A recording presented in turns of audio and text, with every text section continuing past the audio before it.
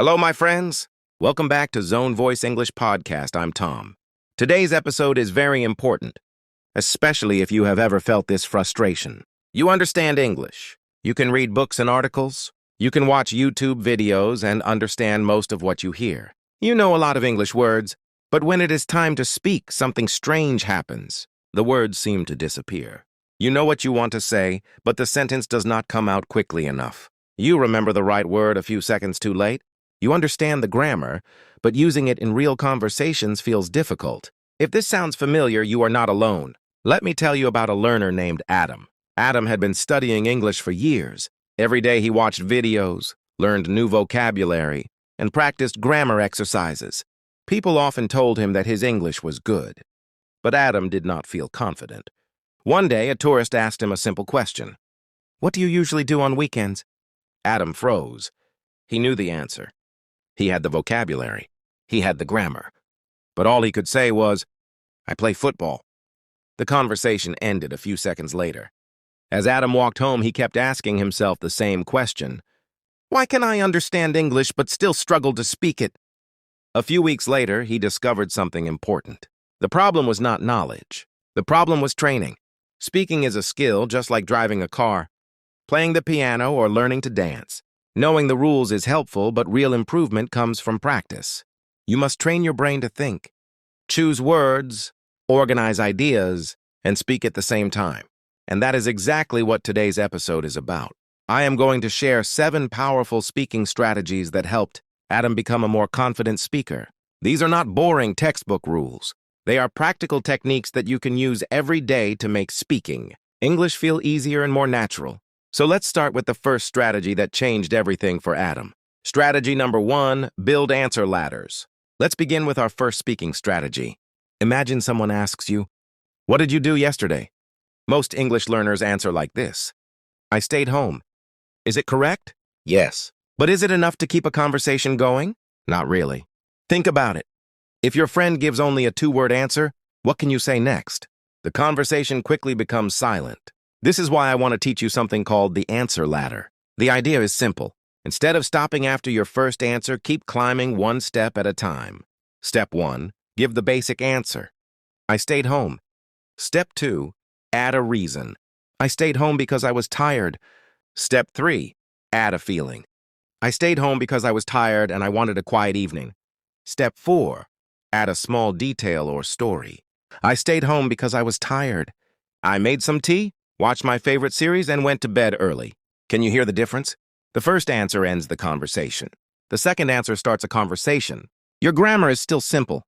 Your vocabulary is still easy.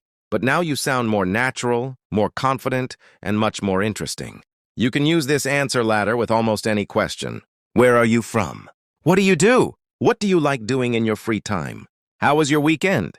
Every time you answer, don't stop after the first sentence. Add one reason. Add one feeling, then add one small detail. If you practice this every day, your brain will slowly learn to speak longer without translating every sentence. That is the real goal. Not difficult English, but natural English. Now let's move on to our second strategy, one that makes speaking even easier. Create your own personal speaking menu. Now let's move on to strategy number 2. Imagine that someone new starts talking to you in English. They ask, "So tell me a little about yourself." Suddenly, your mind goes blank. Not because you don't know English, but because you don't know what to talk about. This is where your personal speaking menu can help. Think of it like the menu in a restaurant.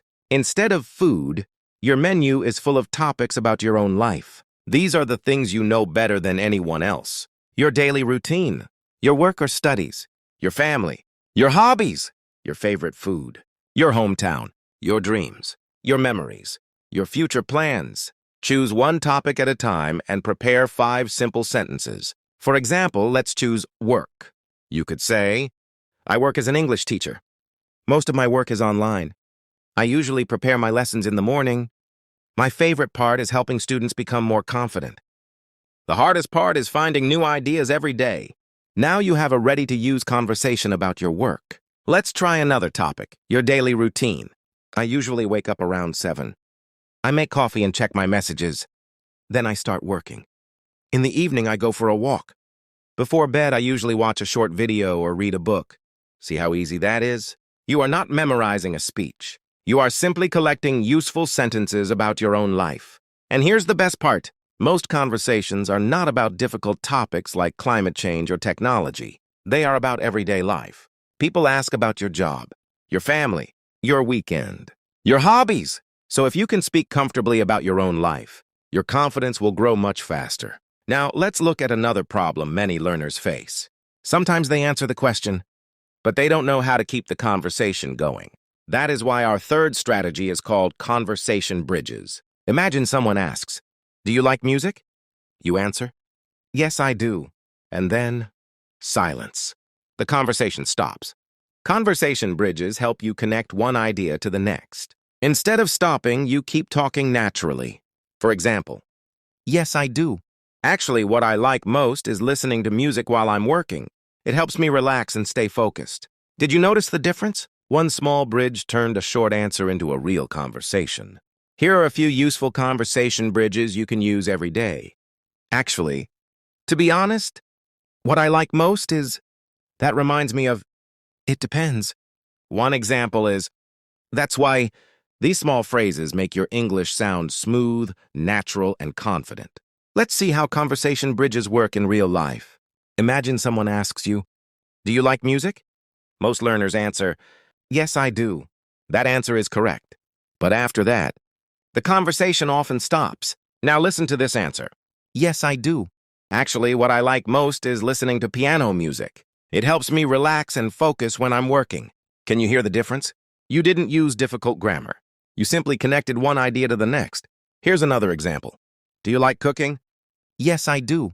To be honest, I'm not a great cook, but I enjoy making simple meals at home. It's relaxing, and I like trying new recipes." Or imagine someone asks, "Is English difficult for you?" Instead of saying only, "Yes, sometimes," try this. "Yes, sometimes. For me, it depends on the situation. Reading is easier, but speaking is still a little stressful." These small phrases are called conversation bridges. They help you move smoothly from one idea to another. Instead of giving short answers, you create real conversations. Try learning just 10 conversation bridges and use them every day. After a few weeks, you'll notice that speaking feels much more natural. Now let's move on to strategy number 4. This is one of the easiest ways to sound more confident in English. I call it the ORE method. Opinion, reason, example. Many learners share their opinion and then stop. For example, "I like English." That's fine. But people naturally want to know why. So let's build the answer. Opinion. "I like English." Reason. "Because it helps me connect with people from different countries." Example. For example, "I can watch videos, read books, and talk to people from around the world." Now your answer sounds complete. Let's practice with another question. Do you think learning English is important? Yes, I do. I think learning English is important because it opens many new opportunities. For example, many jobs, online courses, and useful books are available in English. Here's one more. Do you prefer studying alone or with other people? I prefer studying alone because I can study at my own pace. For example, if I don't understand something, I can spend more time on it without feeling rushed. Whenever someone asks for your opinion, remember these 3 simple steps. First, share your opinion. Then explain the reason. Finally, give one example. This simple pattern makes your English sound clear, organized, and much more natural. Let's try one more example. Someone asks, "Do you prefer studying alone or with other people?" Many learners answer, "I prefer studying alone." Again, the answer is correct. But let's make it stronger. I prefer studying alone because I can focus better. For example, when I study by myself, I can repeat difficult lessons as many times as I need without feeling embarrassed. Did you notice the pattern? Opinion, reason, example. That's all you need. This simple structure works almost everywhere. You can use it in everyday conversations. You can use it in job interviews. You can even use it in English speaking exams like IELTS. The best part is that your brain doesn't have to invent a new answer every time. It simply follows a familiar path. First, share your opinion. Then explain why. Finally, give one example. When you have a clear structure, speaking becomes much less stressful. Now let's move on to strategy number 5. This is one of my favorite strategies because it completely changes the way you think about mistakes. Imagine you're talking to someone in English. Halfway through your sentence, you realize you made a grammar mistake. What happens next? Many learners panic. They stop speaking. They apologize. Sometimes they don't say another word. But fluent speakers do something different. They don't avoid mistakes. They repair them. This is why you should learn repair sentences. These are small phrases that help you continue speaking without losing confidence. For example, sorry, let me say that again. What I mean is, I'm not sure how to explain it, but let me think for a second. That's not exactly what I wanted to say. A better way to say it is, I forgot the word, but it means, how can I put it? Now imagine you say, my brother go to work every day. Immediately, you notice the mistake. Instead of stopping, you simply say, sorry, let me say that again. My brother goes to work every day. The conversation continues. Or maybe you forget the word mechanic. Instead of staying silent, you say, I forgot the word, but it means a person who fixes cars. The other person replies, oh, you mean a mechanic? You smile and say, yes, that's the word. Thank you. That is real communication. Remember this. Fluency does not mean speaking without mistakes. Fluency means knowing how to keep the conversation going, even when you make a mistake. And repair sentences help you do exactly that. Here's one important thing I want you to remember. Don't spend all your time memorizing perfect English. Instead, learn how to recover when something goes wrong. Learn recovery sentences. Learn survival sentences. Learn how to keep the conversation alive. Because in real life, nobody speaks perfectly all the time. The people who sound fluent are not the people who never make mistakes. They are the people who know how to continue after a mistake.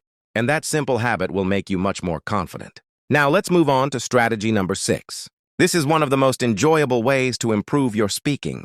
Practice one story in 3 different versions. Think about it. How many interesting things happened to you this week? Maybe you went shopping. Maybe you met a friend.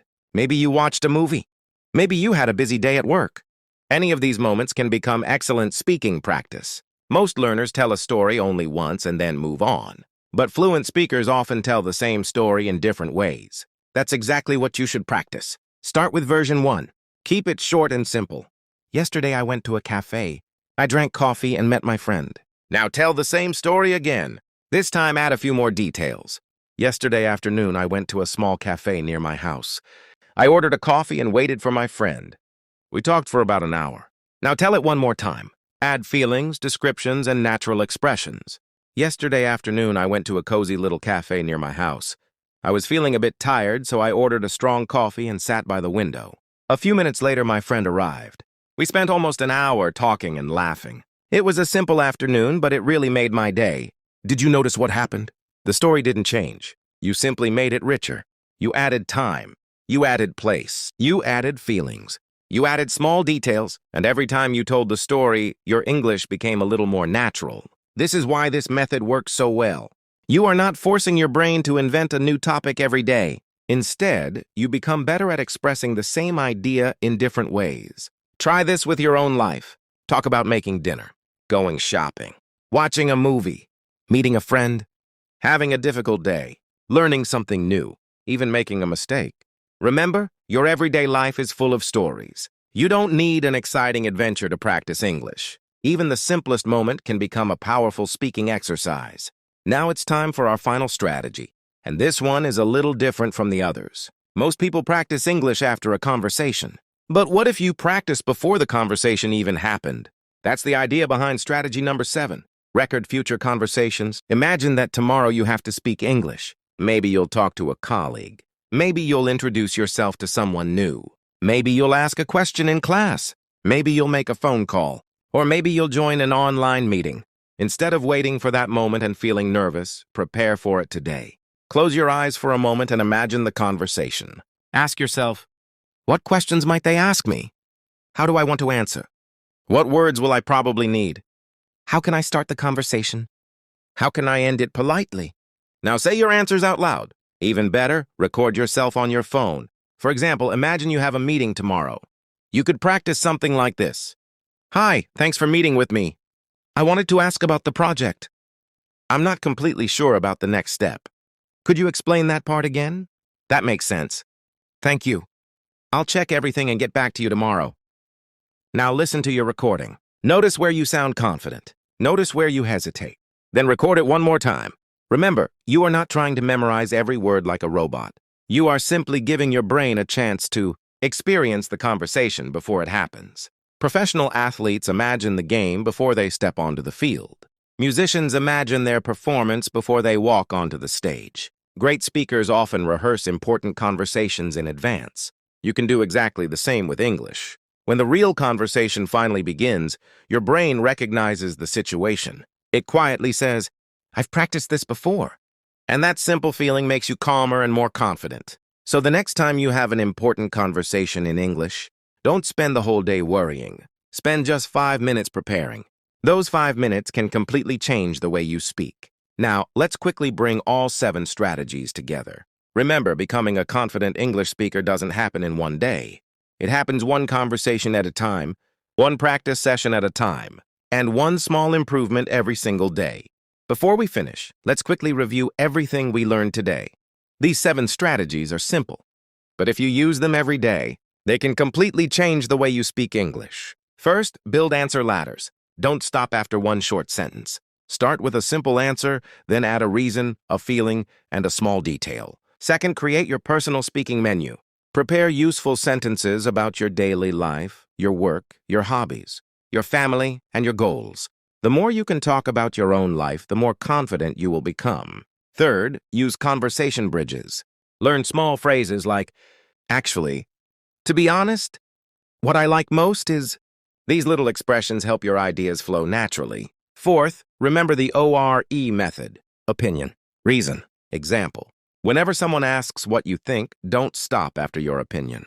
Explain why and give one simple example. Fifth, learn repair sentences. Don't be afraid of mistakes. Learn how to continue speaking with phrases like, "Sorry, let me say that again.